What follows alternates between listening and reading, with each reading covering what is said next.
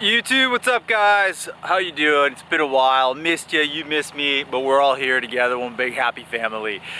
We got the Exige behind us, and today we're going to be installing a cold air / hot air intake for it. Cold air, the #1 car racer boys 101 dream. I'm going to show you guys how to install it. We're going to see if it makes a better noise, if it doesn't make better noise, if it gives me better performance, if it doesn't give me better performance. I also got another K&N intake, short intake, for my EVORA. My EVORA is gonna got a new exhaust and a new intake on it. Can't wait. But this video, we're going to truly, honestly, my favorite car. I like it more than the EVORA. We're going over to the Exige / ELISE, and we're gonna be installing this cold air intake. Currently, we have the factory in there.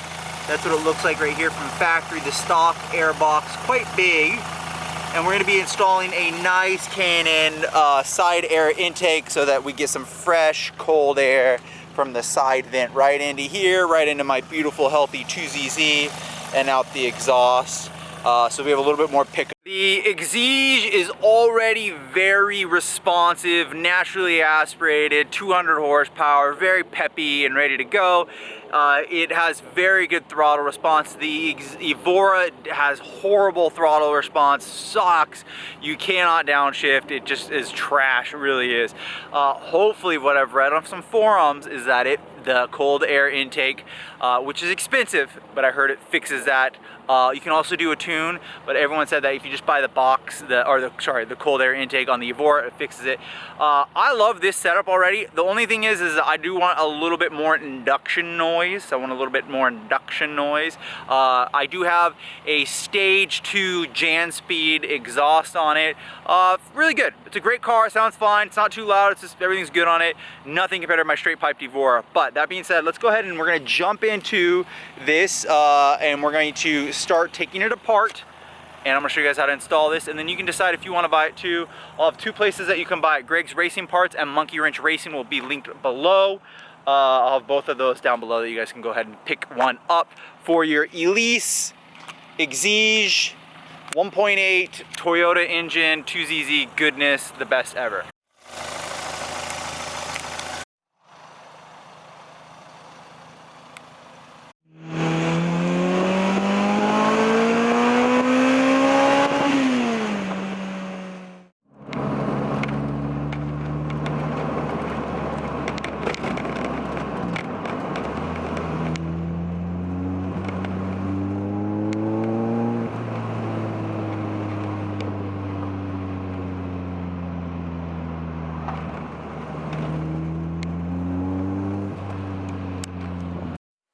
Okay, so what we got was the Apollo cold closed intake system is what it is.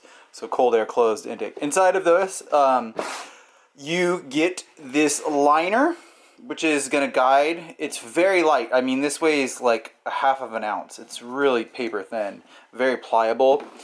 Instructions, and then 2 cones.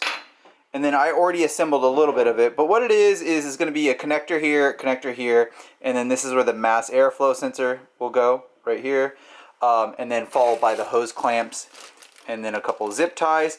And then also it looks like it's cool, it actually looks like it has a place where you can install methanol, right here, which is cool, I didn't know it had that. And then there's the intake. So this is what we're going to be replacing it with, and I'm going to show you guys how to do it literally step by step, bolt by bolt. Over here with the Exige, we brought it back in. We're gonna let the car cool down a little bit because I just did those spirited runs. And then we're just gonna be removing this, and I'll have the beautiful light on there so you guys can see everything. First things first, I did connect the negative on the battery. I do have a beautiful Optima battery, best battery in the world. That one right there, buy that one, the red top. I think it's like a 35. So that's the first thing we did was disconnect the battery. Okay, the first step was to do lefty-loosey on 2 10mm right here, these clamps, and it removed this old hose, which is, I mean, super old and crusty. Yeah, wow. I mean, this is a 2006, so I'm glad we're getting that off. I'll use a little bit of spray cleaner in there. Lefty-loosey on those 2. All I did was wiggle it towards the stock box, so this way, and pulled it up that way and then yanked it back out and it came out. But it is definitely, look at that, definitely dirty in there. Okay, there is a red hose, and what that is it goes into the intake manifold. So it's the intake, and it's a mini folds. We're gonna just yank that off, and then the kit's pretty cool because it actually does come with a supplied rubber nipple or rubber cap, whatever you want to call it. And so we're gonna slide that on there, and we'll be good to go. It is a vacuum, so it doesn't actually. There's no blower on this. There's no like turbo or anything. So it is sucking, so I don't think it'll ever pop off. You could probably put a zip tie around it. Okay, so the next one is, there's two that go into this solenoid here, vacuum line with the little connector. You're gonna do the one on the left-hand side. You're gonna disconnect this one, pull up, there's two, 1 and 2, the left-hand side. And then you're gonna also disconnect this connector, which is just pushing on it and then wiggling it out, just like that. Okay, let me grab my light. This is the mass airflow sensor right there. Do you guys see that? We're gonna do lefty-loosey and disconnect that. Sorry. We're just gonna disconnect the cable to it, and it'll come out in one unit. Okay, inside of here, you're gonna see there's the air filter. This is the back of the box. I'm gonna show you guys how I got it off. That's pretty bad. Look at that. Oh geez, it isn't even Toyota Denso one. Who knows? This car is gonna be so much quicker now. I just drove that. You can't even see through this. So the way that I got it off is, if you look here, there's the mass airflow sensor. We pulled the OEM box off right here. This is a mass airflow sensor. I did lefty-loosey on the 2 Phillip heads that were connecting the vacuum line, which is, I don't know where it fell to. No. Right here. This guy, right here. See this? Oh, we gotta be careful. Lefty-loosey on those two. That removed this vacuum line connector. We're gonna set that aside. Here is the mass airflow connector right there. These are the 2 bread and butters that you really want. And then now we have these little clips down here. I'm gonna do a lefty-loosey and remove the actual back of the box now. Okay, you can see inside right there, there's going to be a couple, I believe 13 millimeters, sorry, 3 of them. There's 3 13 millimeters inside there that's holding the back of the original air box in. So we're gonna go after those with a socket wrench and just do lefty-loosey, and should be able to come out. I think there might be 1 screw on top. Let's zoom in right here. There's gonna be 1 screw on top right there. You guys see that up there, that tab? But I don't think this counts for having the exige. And see how the exige has that paneling there? So I'm just gonna do, on the ELISE, I don't think it does. I don't recall it having that. So that being said, I'm just gonna finagle that. Okay, if we zoom in here, you're gonna be able to see 1, 2, 3, 13 millimeters. And that is what was holding the back of the box in. It's a lot of finagling, meaning like, I mean, look how dirty this is. I'm working on an exige too, you know? This makes this hard. Here it is. This is the top, right here with the math. This right here is the back. And all the air that this car could get was coming from this tiny little hole here. So small, so small. And it was going through this weird, I think they call it like the elbow or the trunk or something. I don't know. Super weird. I know that some people like OEM stuff and I want to keep it OEM. Totally, it's up to you. But this is going to be a way better design and I'm really excited. So we have now a lot of room for a lot of activities inside there. And I believe that you're going to be able to see some light. Yeah, you can totally see all the light through here. And so all the fresh air is going to come in there. This is going to make a big difference. Again, I probably should have done this the day I bought the car, but it's me and I just sometimes get around to stuff. Okay, do not start this project without buying CRC mass airflow cleaner. I got some still left in here. Why? Because the mass airflow sensor, MAF, is going to be covered in so much soot unless you just did it. This has never been cleaned. Oh my gosh, this is gonna make this car amazingly quicker and more fun. Okay, here it's assembled. These are 8 millimeters, so there's 4 of them. This is the shiny clamp that goes in here. We tightened all 4 here. This will go onto the throttle body, the factory. This is a mass airflow sensor. This is a plug. We plugged it up. Here's the filter inside there, and then here's the tunnel piping. The tunnel piping's kind of cool, but kind of ghetto. It's just a really flexible, paper-thin aluminum tube that's very flexible. I use a zip tie here that they provided and a zip tie there for the intake side and then for the connector side. It just slipped onto here. It did also provide another clamp here, which I believe you can clamp this on, which we'll probably end up doing. You can run it without it. You don't have to have that, but you will draw more cold air, again, from the side vent over here. So we're gonna go ahead and put this, the next and final step pretty much is to slide this, I guess, I don't know how do you say this, forced ram air, side ram air tube, and then we'll connect it to the intake. Okay, here's all the original junk. Weight difference, maybe a little bit, but not too much. Pretty similar. I know that the original box on that car is going to be a big difference. That being said, here's all the parts. I might throw this away or I might sell this. I'm not sure. I know from Lotus it's probably going to be like $1,000. So I always feel bad throwing it away. A couple of notes. It did delete the vacuum control valve. We do not use that. We're not going to be using that. All that came into this little box right here. It's all you get is that box. Quite a lot. Expensive, what I mean. But the after product is much more aesthetic, very beautiful, clean. Of course, black hose clamps or black clamps, couplers, and then black silver hose clamps look so good. I mean, obviously that's gonna look better. Duh. If you come over here, you'll be able to see inside of there. Can you guys see? Well, maybe not to your eye right now. Maybe. Let's see. Can you see? But it is in there. The ram air. I'm just trying to get a nice angle. I tucked it right there. There you guys can see it's this part right there, that little honeycomb.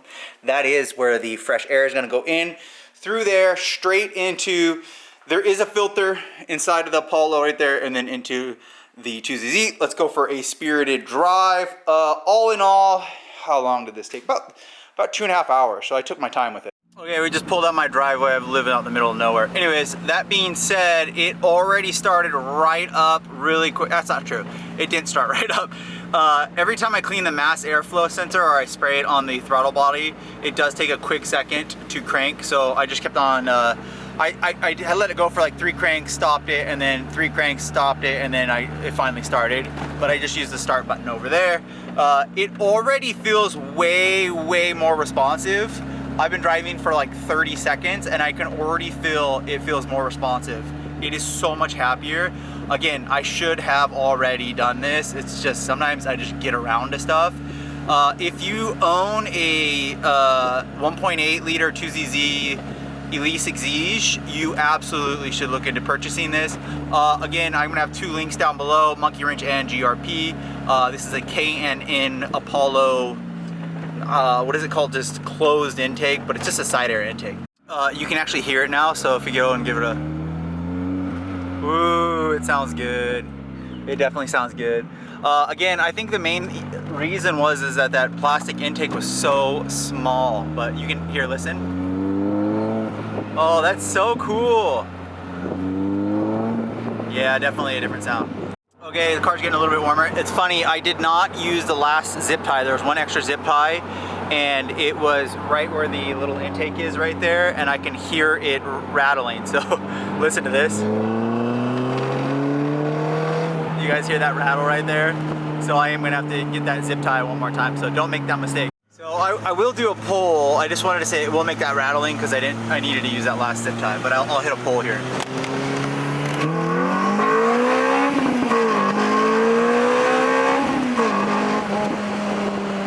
The Exige is definitely quicker. I don't know if you guys saw that. That is much quicker. It's much quicker. It likes it a lot more. That is a horsepower gain. I'm really surprised that the car reacted this much to just an intake. But after we saw how small the factory intake was, now this makes sense. Definitely recommend this.